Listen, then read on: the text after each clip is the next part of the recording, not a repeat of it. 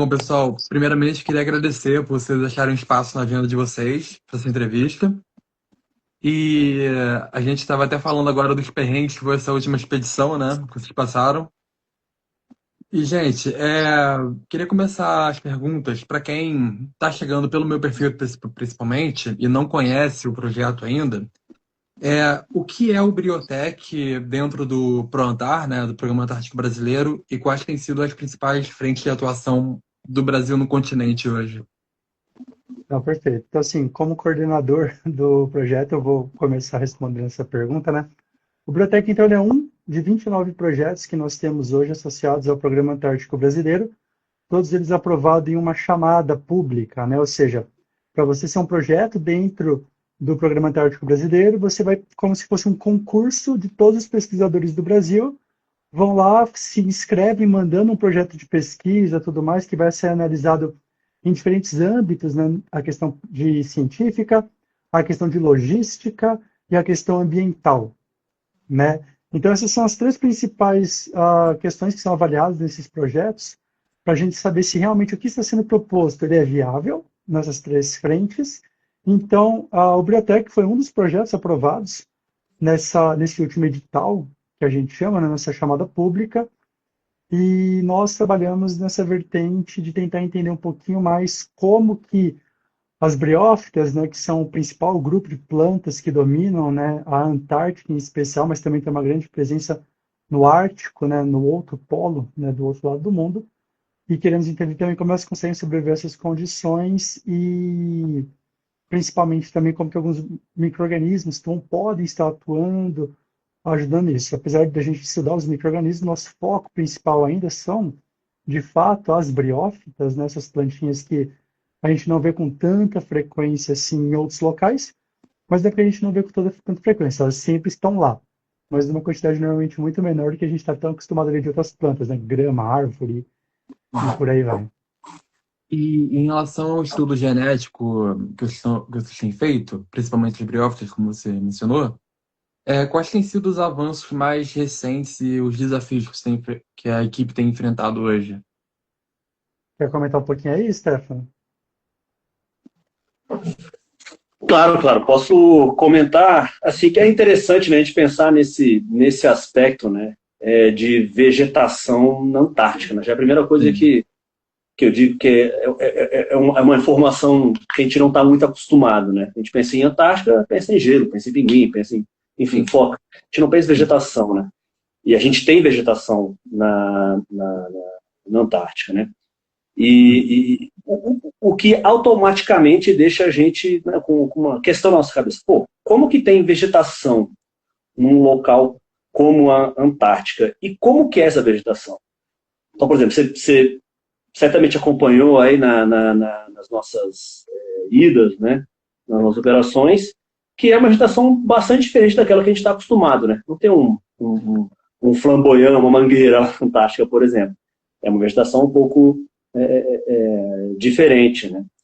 É uma microfloresta que tem na Antártica, com uma característica bastante única. Né? Então, é desafiador para a gente entender como que essas plantas estão sobrevivendo nesse ambiente e também, ao estarmos lá, como que é feita a coleta desse material, a identificação, que é coisa tão pequenininha, que é desafiador para a gente poder fazer essa identificação em campo com as limitações que a gente tem. Por isso que a gente estuda muito e traz também esse material para cá para a gente poder fazer essas análises, né? Para entender a forma de abarcar essa nossa pergunta biológica.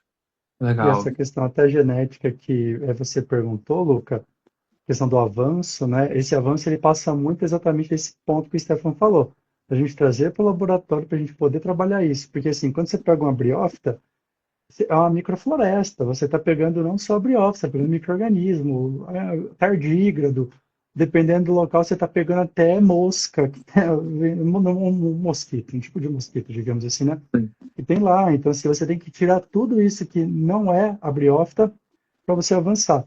Então, assim, hoje nós temos alguns genomas, né, que estão em andamento de sequenciamento, né? A gente pode falar que genomas polares, nós estamos com 6 em andamento e um ainda também em fase de extração de DNA, tudo mais, sejam eles com parceiros internacionais, 5 estão sendo feitos com a parceria que nós temos nos Estados Unidos, enquanto uma está sendo feita com a parceria que nós temos com o Senai, né, do Rio de Janeiro, e agora acho que mudou para Firjan, se não me engano o nome dele, mas assim, nós temos alguns andamentos e em breve a gente espera já poder ter esse conteúdo genético, né, em mãos, para a gente poder então começar essas explorações e tentar fazer essa relação, né? Como isso sobrevive, como isso aparenta naquele ambiente com relação a essa informação genética que ele tem, sabendo também que isso na verdade é só a superfície, né? Tem muito a ser explorado, né, por trás disso também. Sim, e uma curiosidade, até que o Stefan falou, quando as pessoas pensam em Antártica, a vegetação lá, qual é a maior proeminente? São os musgos, são as briófitas mesmo, os líquens? Quais são? A vegetação, de fato, briófitas, né? Nós temos Uhum. 144 taxas, né, que já assim que são identificados lá atualmente, assim, poderiam ter vários outros que ainda não foram, né, identificados. E de angiospermas, nós temos 3 angiospermas lá, né, que são plantas vasculares, né? Certo que a gente é muito mais acostumado a ver aqui no Brasil e etc. E as briófitas são avasculares, elas não possuem esses vasos condutores, né? Então, assim, nós temos uma comparativa de 144 não vasculares e 3 vasculares, sendo que, né, nós temos invasoras, né, que não são endêmicas do local e tudo mais. Então, as briófitas, de fato, na Antártica, elas dominam o ambiente. Claro, nós temos líquens também, né, uma grande quantidade, principalmente em algumas regiões mais de altitude também, acontecendo, em rochas e tudo mais, onde as briófitas, às vezes, podem ser um pouco mais rarefeitas, mas, de qualquer forma, a vegetação briófita domina, de fato. Legal. E um dos focos da Biotech também, um dos objetivos de vocês com esses estudos, é conseguir avanços, principalmente na área de saúde, certo? Em que momento a ciência ela percebeu que talvez respostas importantes para a saúde humana poderiam estar num ambiente tão extremo como é a Antártica? Posso Pode falar, porque senão eu não falar? paro de falar. Eu gosto de falar, cara. Na Uhum. verdade, a pergunta é por que não? Né? A pergunta é por que não? Porque veja o seguinte, Lucas, boa parte do que a gente tem hoje de moléculas bioativas, né, que estão no mercado, né, medicamentos, etc., ou enfim, com outras finalidades também na parte de saúde, saúde animal, por exemplo, tudo isso vem direto ou indiretamente de moléculas produzidas naturalmente pelos algum organismo vivo, né? E a pergunta é justamente por que não? A gente conhece tão pouco de tantos lugares nesse planeta, tá? Bom, hoje os seres vivos, né, presentes aqui hoje no nosso tempo geológico, a gente costuma falar que eles foram otimizados pela evolução, né? Pelo menos agora todo mundo que está presente aqui hoje teve condições, características para se manter nesse local. E muito disso passa da adaptação desses organismos a essas condições, tá? Que a gente vê essa diversidade, como na Antártica, por exemplo. Então, os musgos que estão adaptados à Antártica, né, tolerando as condições da Antártica, muito provavelmente eles têm moléculas ali que podem auxiliar na sobrevivência deles, né? Uhum. E como que a gente pode juntar essa questão de moléculas produzidas em resposta a condições específicas do ambiente em aplicação biotecnológica, né? Então a grande pergunta fica essa: por que não a Antártica? A gente conhece tão pouco dos seres vivos que muita coisa tem neles, né, de moléculas que podem realmente serem usufruídas em prol da nossa saúde, por exemplo. Uhum. Stefan, vou até aproveitar o gancho que você falou do porquê não. Tem até a questão, né, hoje em dia falam que a gente conhece mais do espaço do que os próprios oceanos, por exemplo. E em relação à Antártica, o quanto que a gente já conseguiu estudar e entender e o quanto que ainda permanece desconhecido, especialmente em áreas submersas, regiões mais isoladas, o quanto que a gente já explorou da Antártica, no sentido de estudar. Veja, Lucas, a Antártica tem essa vantagem de ser um laboratório a céu aberto, né? A gente costuma Uhum. dizer isso, tá? Na verdade, eu digo assim, a gente conhece muito pouco, tá? Um pouco da dinâmica. É importante também a gente conhecer o passado. Então, tem projetos, por exemplo, que falam sobre o passado da Antártica, para a gente poder entender como que isso vai ser no futuro, tá? Então, assim, enquanto a gente tiver perguntas biológicas para serem feitas, a gente vai ter um campo de oportunidades que a Antártica oferece. Então, assim, por exemplo, como o Marcelo falou, tem espécie que pode ser que não tenha sido descrita ainda, tá? De musgos. Agora, imagina de micro-organismos, tá? Que a gente não consegue vê-los a olho nu, fora toda a questão da dinâmica do ambiente. Né? A gente ainda está aprendendo muito sobre isso. Tá? Então, pesquisas como a nossa, como dos nossos colegas do Programa Antártico Brasileiro e de outros programas, vão ajudar a gente a entender um pouco mais. Mas sempre haverá perguntas. Tá entendendo? E além de que tem muita coisa que está ainda, né, debaixo de gelo, congelado. Então, é muito difícil, às vezes, até mensurar o quanto ainda não foi descoberto, justamente porque tem muita coisa que ainda está congelado, está debaixo de gelo. Então, não tem como saber e mensurar isso. E até volta um pouco do que o próprio Luca falou. A gente sabe mais do espaço do que o oceano. O Oceano Antártico faz parte também da região da Hum. Antártica.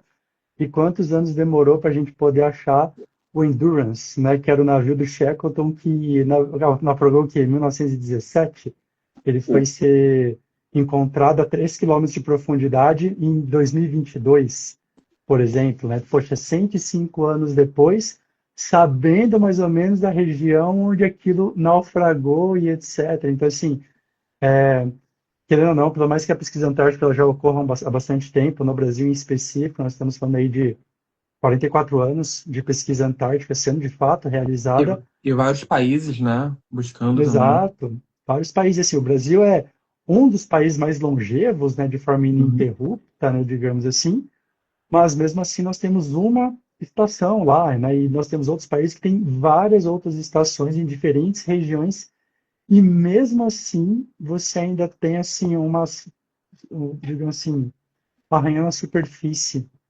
apenas do conhecimento que pode ser obtido lá. Né? Essa questão da Uhum. história que o Stephen conta, inclusive, é interessante. Né? Entender a Uhum. história humana e sem contar a história dos fósseis. Né? Afinal, nós já tivemos árvores lá em um ambiente muito distante que não era como ele é hoje. Né? É. Fora as previsões do futuro, que é uma coisa que a gente, né, como a gente teria alguns indícios, né, algumas evidências do que eventualmente pode Uhum. acontecer no ambiente antártico. Será que a Fora o Antártica não dinamismo, né? Tem será... a questão do dinamismo do ambiente também, esse é outro ponto importante. Está mudando, né? Não é uma coisa fixa, apesar de estar tudo congelado, não está parado. Também está tendo dinâmica de várias coisas. Né? E as espécies continuam evoluindo lá. Né? Será que a É. Antártica não pode ser um dos poucos ambientes habitáveis no planeta Terra daqui a muitos anos pela frente? Né? Uhum. Você acha que Não isso vai sabe. estragar ou vai melhorar o continente, na opinião de vocês? Não, na verdade, do ponto de vista de ser humano, de humanidade, se a gente chegar no ambiente onde a Antártica vai ser o local onde a gente vai morar, certamente a gente está lascado. Né? Não porque a Antártica vai ser um ambiente de ruim de se morar, porque na verdade você vai ter uma desertificação absurda em outras regiões do globo, na qual você vai ter outros tipos de problemática, na qual a mudança climática global foi tão intensa que a Antártica, que hoje é um local pouco habitável, se tornando de fato, até pela posição geográfica dela, como um dos locais habitáveis, significa que muito provavelmente para a nossa espécie, se a gente ainda for uma espécie viável, digamos assim, não seria um prognóstico muito bom. Mas assim como nós estamos aqui há um certo tempo, os dinossauros já estiveram aqui há muito mais tempo que a gente e não existem mais. Então, tudo é muito relativo. Do ponto de vista de Sim. globo, é uma coisa, do ponto de vista para a gente, certamente horrível, talvez. E até sobre essa experiência de vocês, ela desperta muita curiosidade, né? A gente pensa em Antártica, a gente pensa em mil coisas. E falando até um pouco da expedição agora, como funciona a preparação de vocês para essas expedições? Porque é uma logística muito grande. E o que mais surpreendeu nas primeiras experiências de vocês no continente? A gente pode deixar a Giovana responder essa, que a primeira experiência dela de Antártica, inclusive, foi nessa operação. Então, é uma primeira experiência fresquinha, né? Acho que uma das primeiras coisas que mais impressiona é poder ver um lugar praticamente intocável pelo ser humano. Então, assim, é de uma grandiosidade que eu acho que a melhor palavra que eu posso descrever é como surreal. Porque é algo que não parece real diante do cenário que a gente tem no nosso dia a dia, né? É um lugar extremamente quieto. É uma paz, assim, absurda. Então, eu acho que é uma das coisas que mais impressiona, mais, assim, choca, é conhecer um lugar, assim, tão extremo, e que você vê um ambiente no qual você não tem controle, é a mudança de tempo muito rápida. Então, às vezes, você tá com o céu aberto e do nada fecha tudo, você não tem visibilidade nenhuma num raio de, sei lá, às vezes 100, 200 metros, assim, à sua frente, você não consegue enxergar nada, só neblina. Então, é uma mudança muito brusca que às vezes você tem, mas, assim, é algo realmente impressionante, eu diria, assim, de questão de beleza, de questão de poder enxergar a natureza como a força que ela é, eu Já. diria. E você, Stefan? O que você acha? Isso é muito bom que ela falou, assim, porque a gente costuma falar, né, que é a mesma Acho que é a coisa. primeira impressão de É, todo mundo. a impressão, aquela grandiosidade, assim.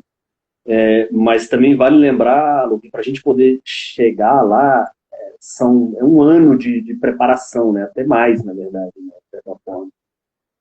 Então, a gente conseguir fazer nossas coletas lá, não é simplesmente assim, dar na telha, vou pegar e vou nessa. É toda uma preparação médica, né? Que a gente faz uma série de exames, o próprio planejamento que a gente faz para saber onde que nós iremos coletar, como que nós iremos coletar, quais são os objetivos daquela operação, tá? Quais são as possíveis alternativas, porque como a Giovana falou, o ambiente dinâmico vai mudando uma hora para outra, tal, a gente tem que achar algumas alternativas, né? E isso, para mim, é uma coisa muito, como é que eu posso dizer, assim, me motiva bastante, né? E é muito prazeroso você poder planejar uma operação, por exemplo, que começa, vamos botar assim, a gente começa a planejar nossas operações em fevereiro, março de um ano, para a gente ir só lá em novembro, dezembro, janeiro do outro ano. Então, depois de planejar tudo, chegar lá e ver que a gente consegue, né, atingir os nossos objetivos, isso é muito prazeroso. Né? Mas não pode esquecer que é um ambiente que merece muito respeito. Né? A gente não pode pisar. Até falei para a Giovana, agora falei, Giovana, coisa mais importante, olha para onde você está pisando, tá? Pensa muito bem o teu próximo passo, porque um passo errado ali, você cai numa greta, você escorrega, você, enfim, afunda, pode se machucar e ter um prejuízo muito grande. Então, essa sensação de ser refém da Antártica, ela dá medo, mas ela é muito prazerosa também, ela é libertadora. E esse medo também vem muito do psicológico também, de você estar num lugar que é isolado, que você está longe das pessoas também, às vezes psicológico. Às vezes é até bom, deixa eu falar. Às vezes é até bom. Acho que tudo depende, claro, né? Você lida, de certa forma, vira um Big Brother, né? Vamos dizer assim, né? Uhum. Porque a gente, porra, durante um mês, 2 meses, até mais tempo, a gente acorda com as mesmas pessoas, e você acorda no teu trabalho, basicamente, de certa forma, né? Então isso pode mexer um pouco com a nossa sensitiva, sim. Mas, de certa forma, eu não vejo isso necessariamente como sendo algo problemático, vamos dizer assim. É questão de adaptação, né? Como a gente falou anteriormente, a espécie se adapta, a gente se adapta também. É uma questão muito individual, assim, sabe? Então, vão ter pessoas que vão lidar muito bem, vai ser muito tranquilo. Para mim não foi um problema. Assim, também tive sorte de estar com pessoas muito legais, todo mundo foi muito legal. Então, acredito que também, estando com pessoas que você gosta, você conhece, você gosta, fica tudo muito mais tranquilo, mais leve. Mas tem gente que também não lida muito bem, né, com essa questão de estar longe das pessoas. Então, acho que é algo bem individual mesmo. Legal. E, Stefan, como você falou, a Antártica é um grande laboratório natural, né, a céu aberto. Nesse caso, como vocês descreveriam a flora local? A gente já falou também, mas o que mais chama atenção na forma como esses organismos conseguem sobreviver em condições tão extremas, na opinião de vocês? O que mais chama atenção? Cara, o que mais chama atenção é que eu, quando eu vou para lá, se eu tiver do jeito que eu tiver aqui, eu vou sofrer bastante, né? Uhum. Já os musos, eles eventualmente podem estar, vamos dizer assim, incomodados com alguma situação, mas eles tentam contornar isso de certa forma, né? E não só dos musos, a gente fala disso, que é o que a gente trabalha, mas a gente vê os outros seres, né, que estão na Antártica, né, da fauna antártica, seja da macrofauna, da microfauna, como que eles conseguem lidar com esse ambiente fantástico. Assim, né? Isso me deixa bastante, assim, fico com muitas perguntas na cabeça, né? Pô, como que elas estão sobrevivendo nessa coisa? Pô, como é que tem peixe aqui? Pô, e o cara tá... Eu se caio na água, eu congelo. Em 90 segundos lá, eu já canto para subir. O peixe não, o peixe tá tranquilaço lá no Antártico, sobrevivendo na boa, entendeu? Então é muito interessante, né, ver esse dinamismo dos seres vivos lá, né? Sei, não sei em relação a isso. E uma dúvida importante, que a gente falou da aplicação prática dessas descobertas que vocês fazem lá. Esses micro-organismos eles vivem numa condição muito específica, certo? E é possível replicar seus benefícios em outros ambientes? Por exemplo, você citou a indústria farmacêutica. É, o objetivo também é adaptar as propriedades para uso fora da Antártica, desses elementos que vocês descobrem lá? Certamente. Na verdade, assim, até a resposta que ele tem lá, ela pode ser meio que mimetizada, né? Tipo assim, a gente tenta fazer algo parecido no Brasil, por exemplo. Mas é que tá a beleza da plasticidade, digamos assim, desses seres vivos também, né? Por exemplo, as briófitas, a gente coleta elas a 0 graus Celsius, às vezes um pouco abaixo disso, um pouquinho acima, mas a gente cultiva elas a 20 graus Celsius no nosso laboratório no Brasil. Então a grande questão aqui é, lógico, ela a 20 graus Celsius, ela responde de uma forma que é diferente do que ela está respondendo lá na Antártica. Mas o fato dela sobreviver a essa condição, ela mostra essa capacidade que ela tem de poder produzir outras coisas que não são coisas só que ela produz naquele ambiente. Então, tanto para os micro-organismos, o pensamento é o mesmo. Então, assim, poxa, você tem um micro-organismo que consegue crescer a 15, 20, 25 graus Celsius, a resposta que ele pode me dar nessa condição é diferente do que a resposta que ele me dá a 0 graus Celsius. E eu posso explorar essa gama de potencialidades que ele tem. Para a gente poder fazer isso, claro, a gente precisa de 3 coisas principais, né?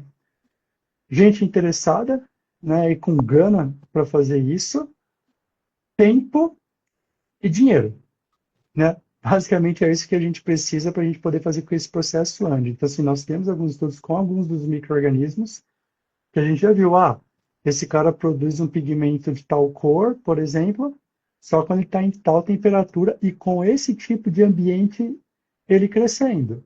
Então, beleza, poxa, então se eu coloco ele nessa temperatura, agora num ambiente um pouquinho diferente, como se fosse uma sopa nutritiva, um pouquinho nutriente, pô, ele não produziu. Legal.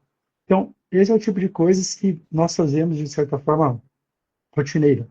Né? Você tem uma questão aí de fazer algumas validações, verificações, as quais te permitem ampliar isso, né? Não só pensando no tipo, só a condição antártica, mas uma condição brasileira, digamos assim, ela também pode gerar algo a partir de um organismo antártico que seja super interessante para aplicação também.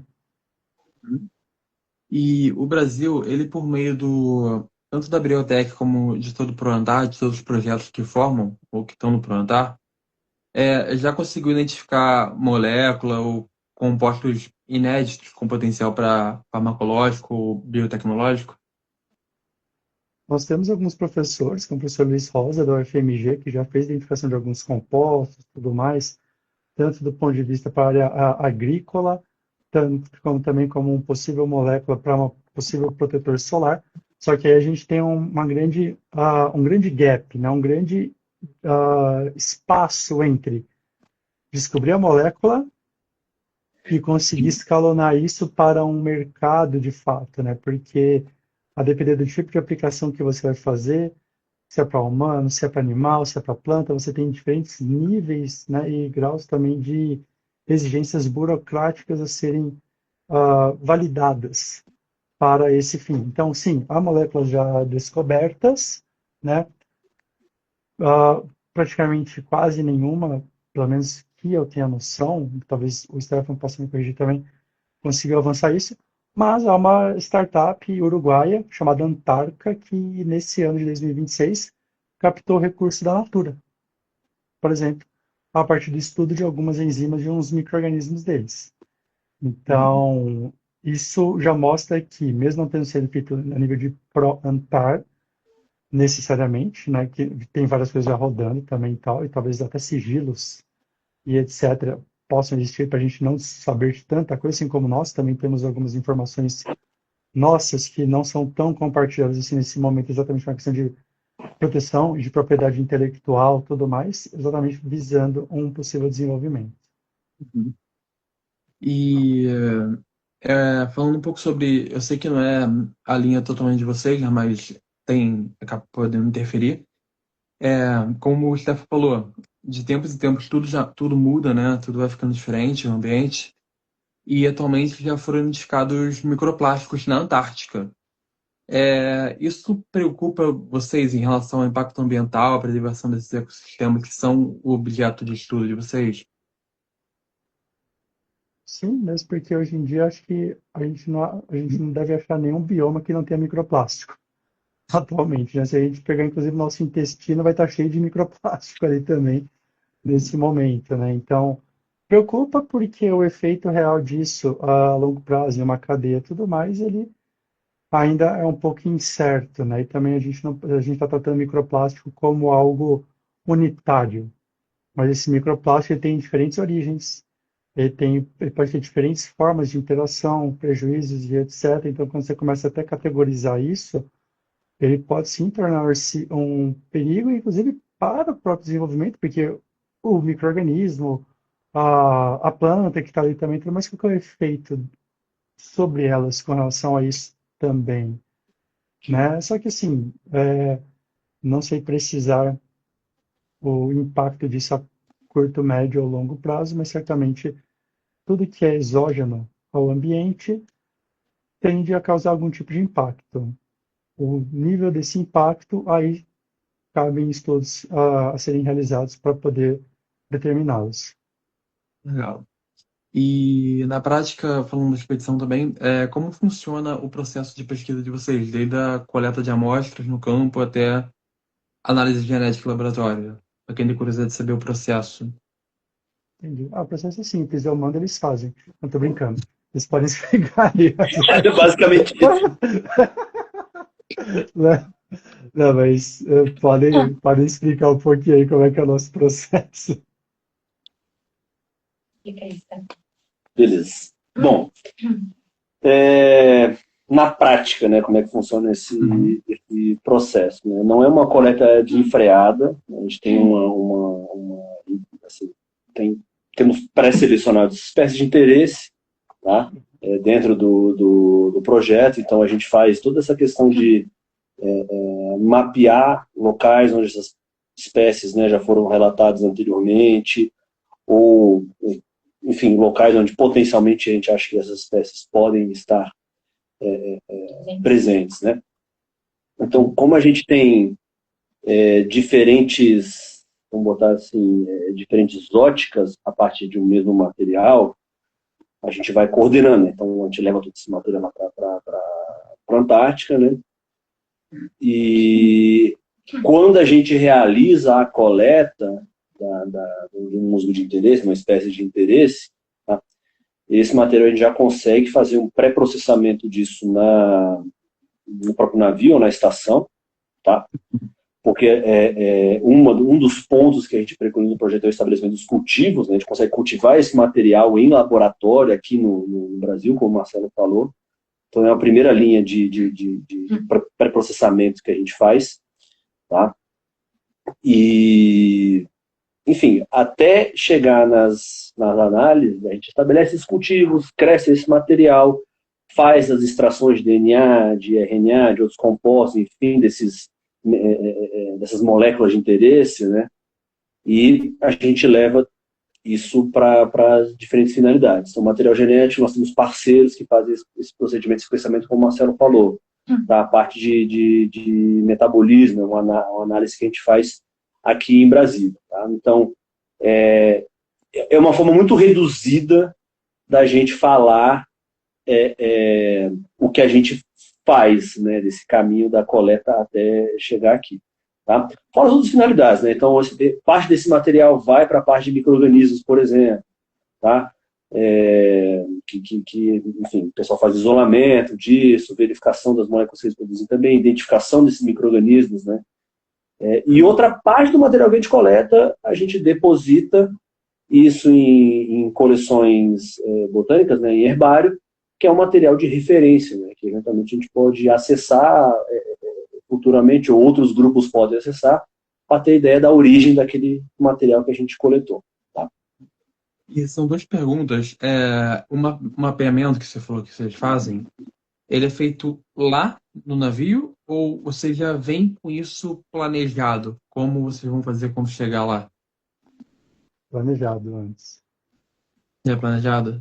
Você pode falar aí. Então, da mesma forma que o Stefano falou que a gente planeja um ano antes, nesse planejamento é justamente saber onde a gente vai encontrar essas espécies. E como o Stefano também falou, justamente fazer a deposição do material botânico em herbários é como a gente consegue ter acesso também para ter essa informação. Então, outras pessoas, grupos de pesquisas, colocam essas informações e a partir delas a gente consegue saber onde teve essas espécies-alvos para a gente conseguir rastrear e saber locais que a gente pode ir. Então, colocar isso no nosso planejamento um ano antes. E aí sim, chegando lá, né, a gente já ter noção para onde ir. Não é um tiro no escuro que a gente dá. Perdão, pode falar, Marcelo. Não, só um complemento interessante que, assim, o planejado nem sempre é, de fato, executado, né? Seja pelas dificuldades que você tem, ou até pelo fato de você, às vezes, não conseguir encontrar o registro feito, né? Então, assim, você tem, às vezes, registros da diversidade botânica daquele local, você fez toda uma pesquisa, o Stefan é excelente nesse processo, ele tem uma paciência que eu, particularmente, não tenho para fazer essa pesquisa. Oi?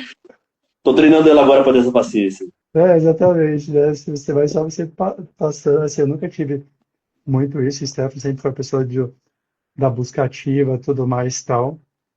Inclusive, dele ficar emocionado em chegar num campo e falar, putz, pesquisando, tudo mais deu certo, era isso que a gente queria achar. Assim como também de chegar num campo e ficar decepcionado, putz, não achei nada do que eu tinha planejado achar aqui.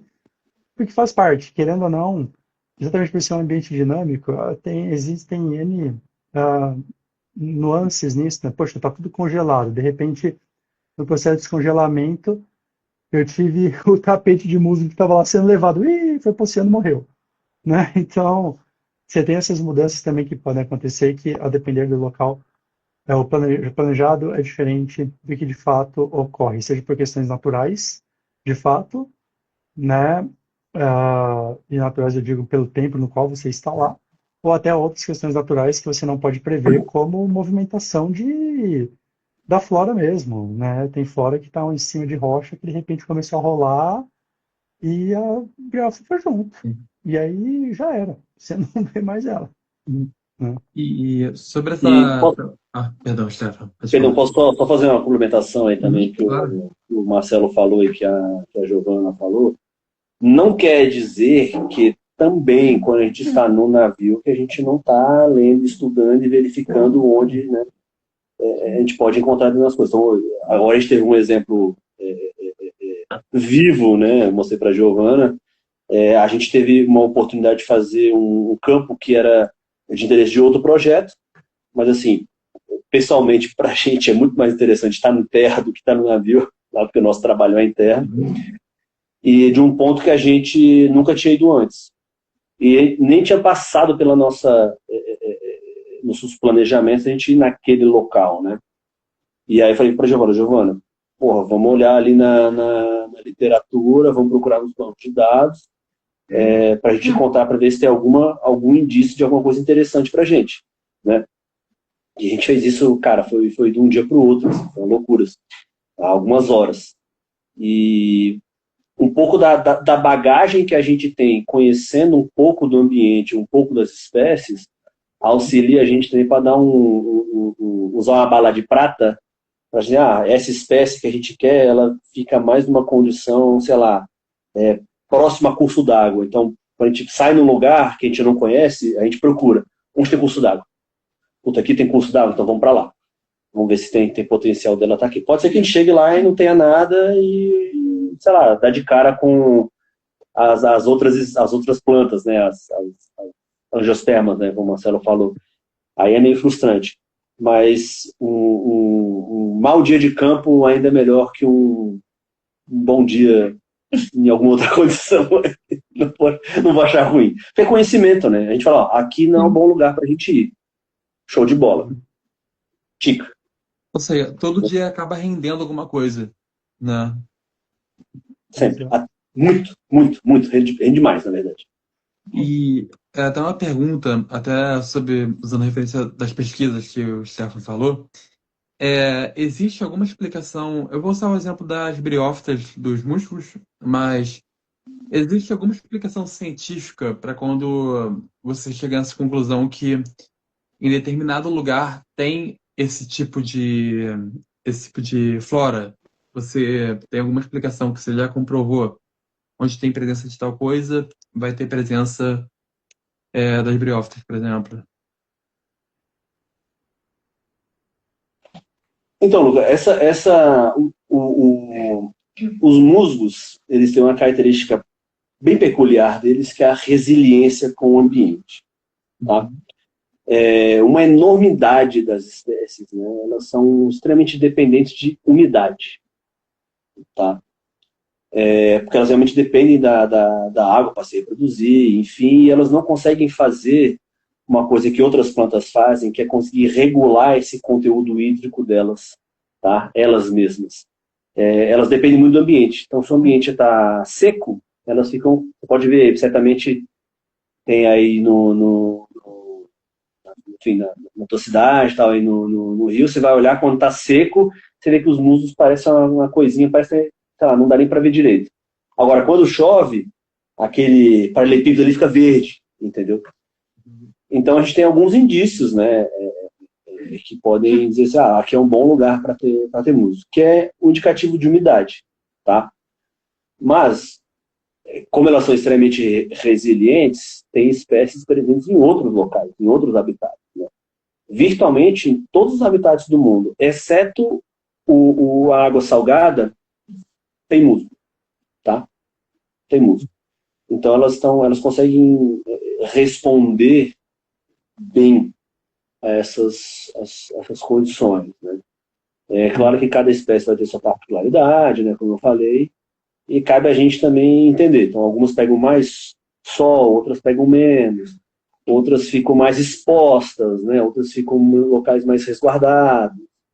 Por isso que é importante a gente entender a biologia, né, esses fatores ecológicos presentes, né, em cada uma das espécies que a gente estuda, por exemplo. Sim.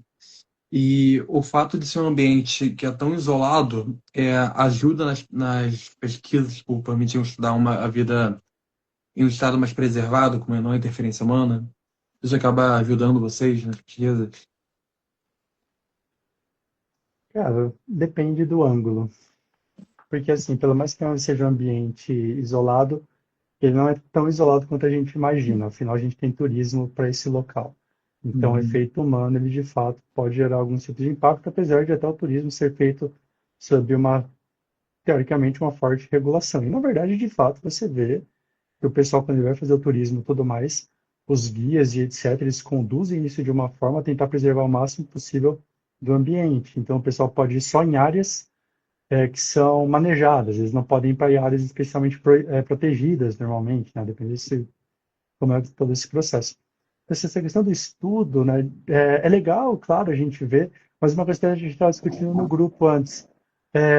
Eu pegar ele nesse ambiente isolado, ela é uma resposta, como se fosse uma foto de uma situação, de uma resposta que ele pode ter dentro de toda a potencialidade que ele tem. Então, por exemplo, eu agora tenho uma potencialidade de resposta. Eu correndo tenho uma outra potencialidade de resposta, digamos assim. Então, assim, todas essas vertentes são interessantes porque são fotos que você pode ir tirando para ir contando a história dessas possíveis respostas. Então, estudar em um ambiente desse é legal, você poder ver mais quais são talvez as reais influências, mas ao mesmo tempo você tem uma problemática de que o acesso a esse tipo de informação, digamos assim, esse material para você estudar não é tão simples, e muitas vezes, a partir do momento que você pega ele, se você não tiver a condição ideal de armazenamento para você poder congelar, digamos assim, aquela fotografia, eventualmente o que você pode estudar ele já está um pouquinho distorcido, digamos assim, ou seja, é uma foto borrada daquilo que realmente seria a real resposta. Então, são diferentes nuances disso. Para a gente, toda resposta é uma resposta extremamente válida, porque ela vai sempre ser uma pecinha de um quebra-cabeça muito complexo, que a gente começa achando que ele tem 1000 peças, de repente a gente começa, pô, eu acho que ele tem 5.000, e quando a gente vê, tem 1 milhão de peças, só que a gente ainda nem descobriu que tem 1 milhão. A gente tá só em 10.000 peças ainda desse quebra-cabeça começando a montar. Legal. E falando agora sobre a convivência de vocês lá, vocês passam muito tempo no navio, né, do Almirante, né? Mas tem uma pergunta que muita gente deve fazer, que é como é a vida de vocês lá na base, na Comandante Ferraz. Se puderem contar um pouco da rotina de vocês, para quem tem curiosidade também. Isso é uma coisa que é interessante, porque assim, o Stefan e a Giovanna praticamente não ficaram na estação esse ano, eles ficaram só Uhum. embarcados. Eu, ano passado, fiquei boa parte do tempo embarcado também, que é como a gente chama quando você está no navio, e fiquei 4 dias na estação fazendo processamento. Mas teve uma vez que eu fui, o Stefan foi junto também, que eu fiquei 76 dias ininterruptos na Antártica. E foi principalmente na estação. Então é um Uhum. pouquinho do que foi dito anteriormente, né? Essa questão do convívio, a forma de trabalhar também, ela é muito relativa com relação às pessoas que estão presentes contigo, né? Então, assim, a capacidade que as pessoas têm de interagir, entender esse Big Brother que o Stefan falou, tudo mais, né? É muito disso. Então, eu já tive experiência em navio, já tive experiência na estação, eu tive boas experiências em ambos e tive experiências médias em ambos também, digamos assim, porque é muito dinâmico. De repente você estava um tempo bom, de repente chega aquele grupo está muito bom, de repente você ficou, parte do grupo foi embora, chegou um novo grupo, porque isso é essa dinamicidade, né? Que a cada mês está trocando equipes, e de repente não está tão legal assim, né? Uhum. E aí você fala, pô, o problema sou eu.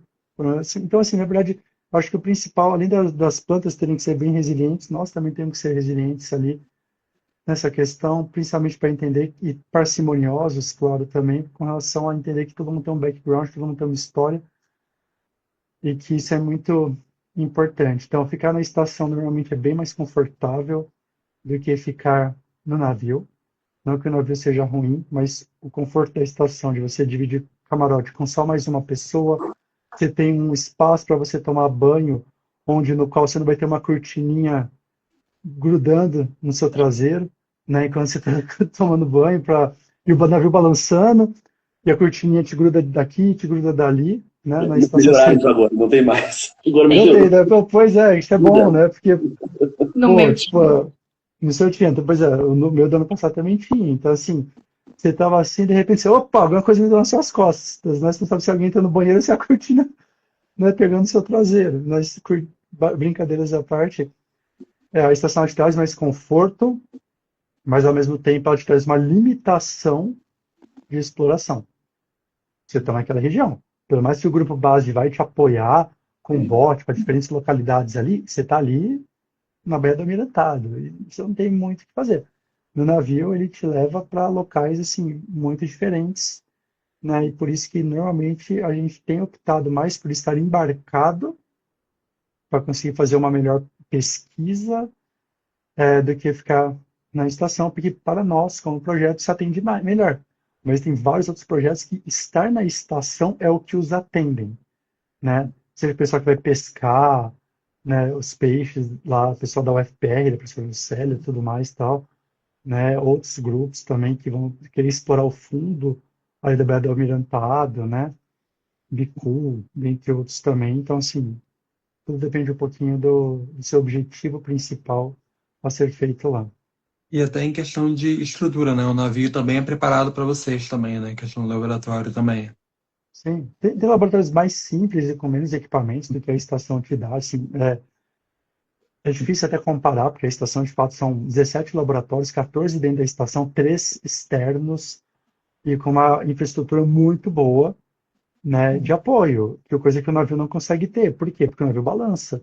Então tem equipamento que eu não consigo ter no navio porque ele não é compatível com o balanço do navio, né? Basicamente é isso. Então, fazer uma mescla no nosso projeto, inclusive, é algo que a gente sempre busca. Coletei o Sim. material, consigo passar um tempo na estação para processar esse material para depois voltar a coletar, é algo que a gente busca, mas com uma ênfase maior sempre em estar embarcado, atualmente. E, E só gente, para pode fazer falar.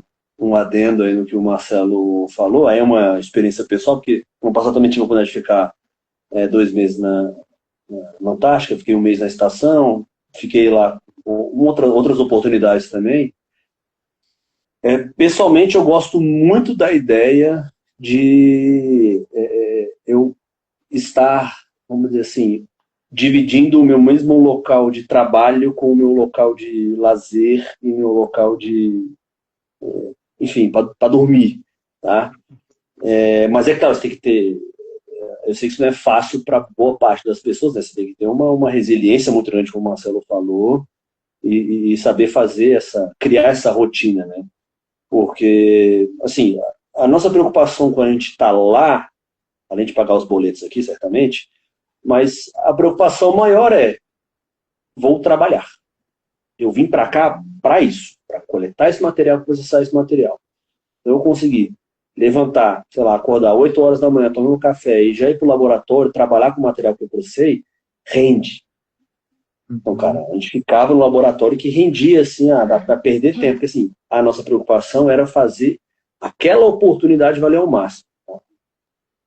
Mas é claro, tem que estar bem adaptado a essa questão e ser resiliente, né? Tá, sobre um tempo para poder ir para academia, assistir um filme, alguma coisa que é importante também para a cabeça, como a gente falou, psicológico, né? Ter esses momentos para poder desligar um pouquinho, que é super válido, super necessário, mas poder estar no lugar onde a sua, vamos dizer assim, sua maior preocupação é o seu trabalho, para mim é algo excelente, assim, o melhor dos mundos.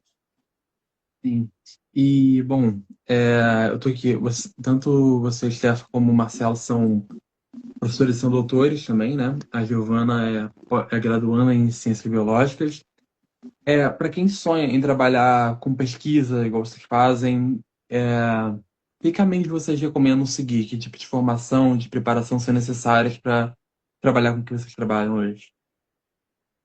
Sentar a bunda na cadeira, estudar bastante. Assim, a gente fala isso brincando, mas é assim, eu acho que não existe uma receita de bolo definida, porque existem pessoas diferentes. Então, consequentemente, a forma como eu absorvo conhecimento e consigo, às vezes, transmiti-lo, vai ser diferente da forma como o Stefan, que também é professor, absorve conhecimento e consegue transmitir da forma como a Giovana tem. Então, assim, eu acho que a principal a sugestão que eu dou, principalmente, é que a pessoa ela entenda que ela tem que se dedicar, ela tem que estar aberta a entender que ela sabe muito pouco.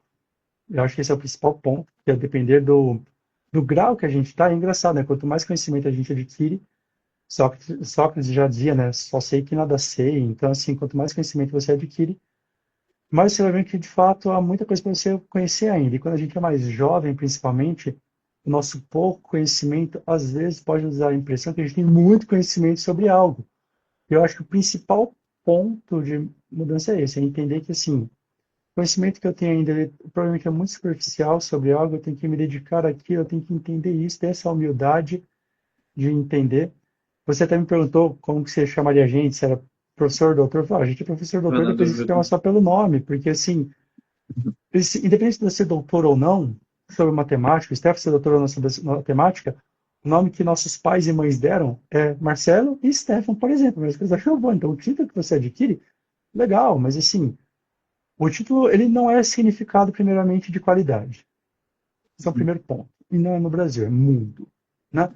Então, assim, você tem que estudar pelo prazer que você tem das curiosidades, do desejo que você tem de interagir, né? Então, ter uma inteligência racional de você vai saber, eu tenho que sentar, lógica, eu tenho que buscar esse conhecimento para ir crescendo, uma inteligência emocional de conseguir entender que você se frustrará nesse caminho, porque o conhecimento não é tão simples de se adquirir em algumas áreas, você pode ter dificuldades X, Y e Z, né? E, tipo assim, ninguém sabe tudo, ninguém nunca saberá tudo, então você vai ter suas dificuldades.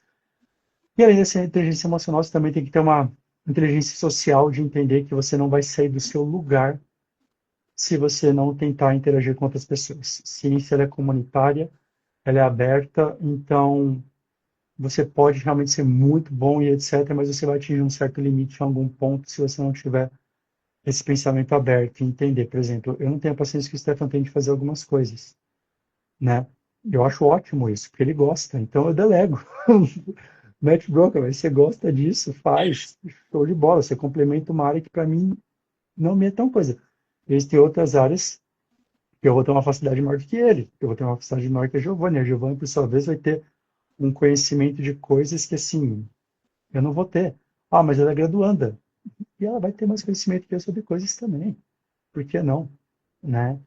Então, a gente tenta sempre falar isso no grupo, né? Independente de titulação, todo mundo aqui é um ser ativo, então, para poder buscar pesquisa, você tem que se dedicar, cultivar essas inteligências e ser curioso e não seguir simplesmente porque alguém superior a você falou alguma coisa, né? Você tem capacidade mental suficiente para não simplesmente ser mais uma pessoa que segue, sem questionar. E se o pessoal começa a ficar incomodado que você está questionando demais, talvez é porque aquele ambiente não seja um ambiente tão promissor em termos de crescimento.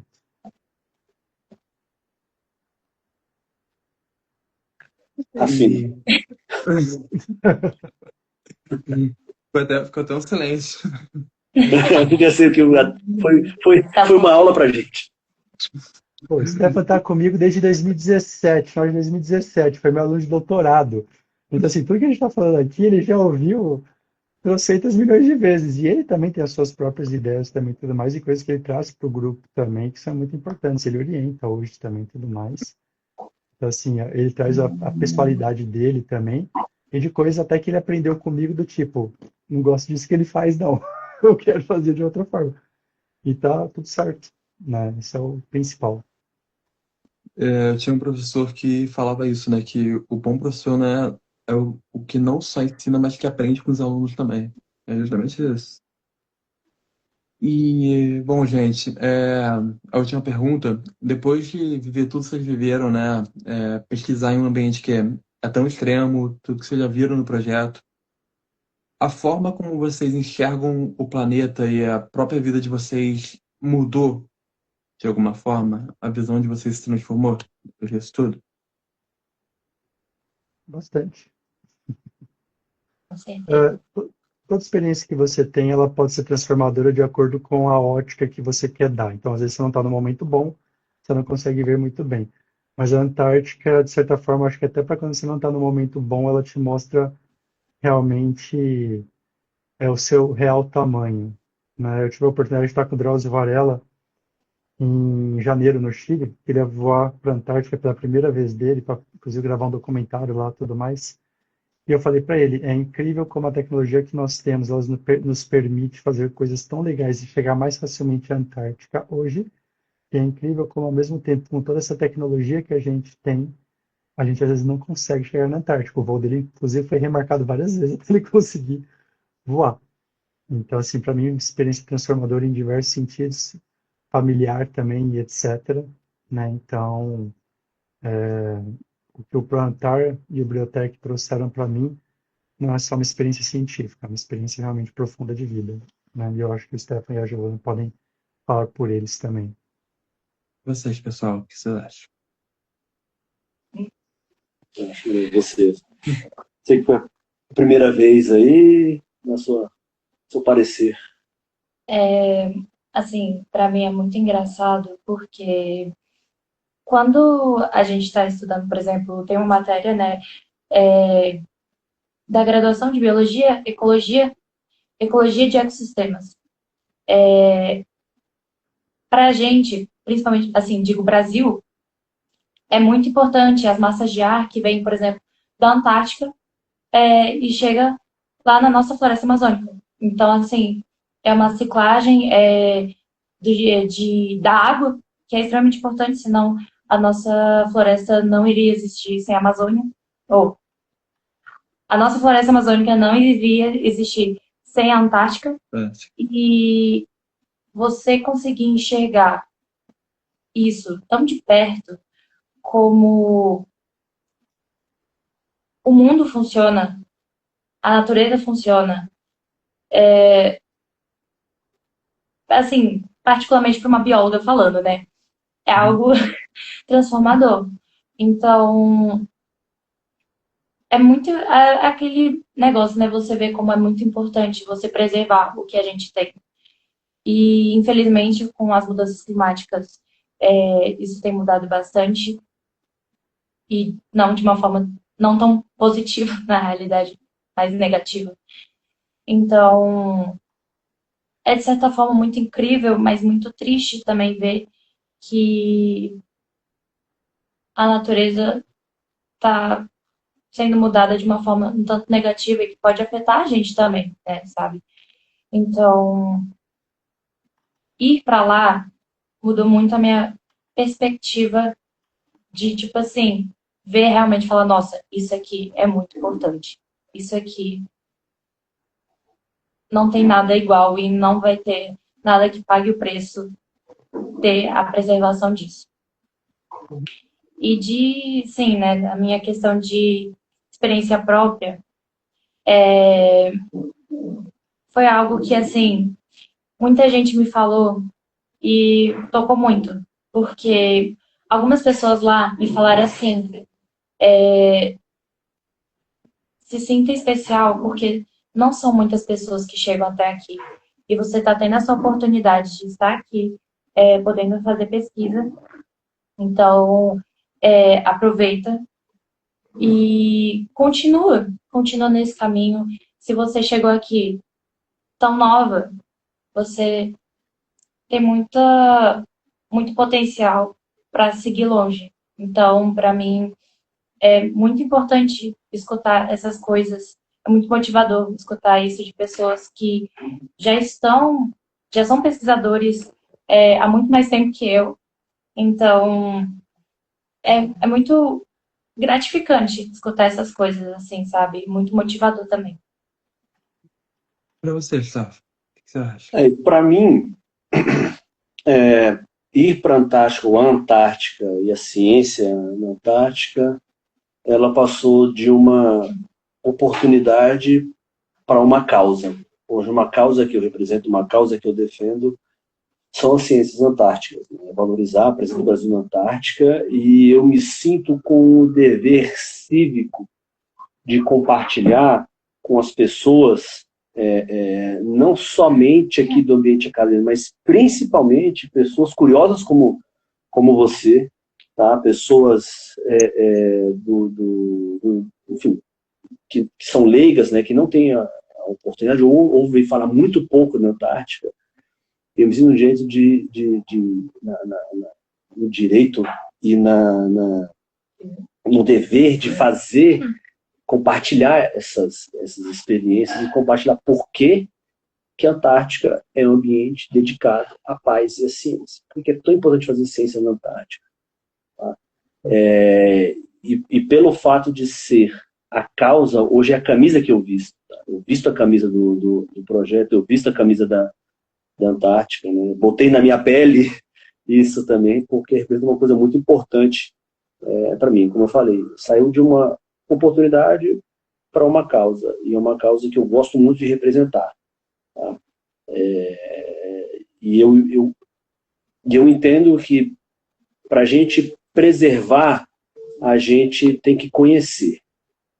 Então, se para muitas pessoas puderem conhecer a Antártica, talvez eu seja esse caminho para a pessoa se interessar mais sobre o ambiente, ou talvez eventualmente ter a oportunidade de ir para a Antártica. Ano passado eu tive um acontecimento muito interessante aí, que foi meus pais indo para a Antártica. Meus pais foram fazer um cruzeiro na Antártica e minha mãe falou para mim assim, bom, já vou para a Antártica há 7 anos, já passei alguns natais longe, aniversário, 4, 5 aniversários meus seguidos passando longe de casa e tal. E aí minha mãe chegou para mim e falou assim, Stefano, hoje eu entendo por que você vem e volta todo ano. Eu entendo por que isso aqui é tão importante para você.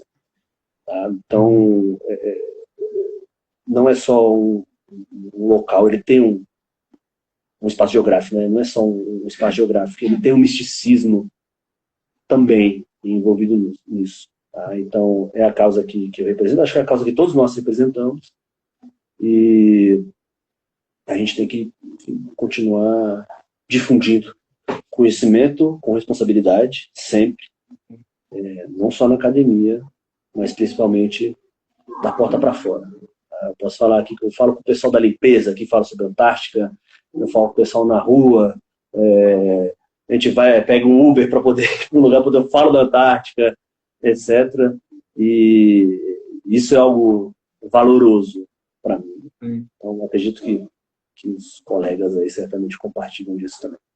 Perfeito. Gente, mais uma vez, foi um prazer não só entrevistar vocês, mas conhecer vocês três também. Marcelo, Giovanna e Stefano. E para quem quer acompanhar melhor o projeto, o Instagram, né, o Briotech_UCB, certo? E é isso, gente. Espero que tenham gostado das perguntas. Um abraço, pessoal. Obrigado, até mais, Lucas. Até mais. Obrigada pelo Obrigado, é um convite. prazer conhecer também. Obrigado, tchau, tchau.